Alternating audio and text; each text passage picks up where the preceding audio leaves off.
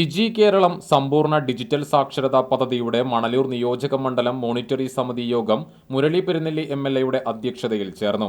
November 1-ന് രാജ്യത്തെ ആദ്യത്തെ സമ്പൂർണ്ണ ഡിജിറ്റൽ സംസ്ഥാനമായി കേരളത്തെ പ്രഖ്യാപിക്കുകയാണ് ഡിജി കേരളം പദ്ധതിയുടെ പ്രധാന ലക്ഷ്യം.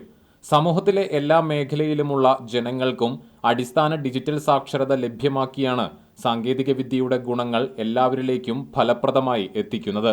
14 വയസ്സ് മുതൽ 60 വയസ്സുവരെയുള്ളവർക്കായി ഓരോ പഞ്ചായത്തിലും കണക്കെടുപ്പ് തുടങ്ങിയിട്ടുണ്ട്. പഞ്ചായത്തിൽ സർവേ നടത്തിയതിന്റെ അടിസ്ഥാനത്തിൽ വാർഡുകളെ പുരോഗതിക്കനുസരിച്ച് യോഗം വിലയിരുത്തി.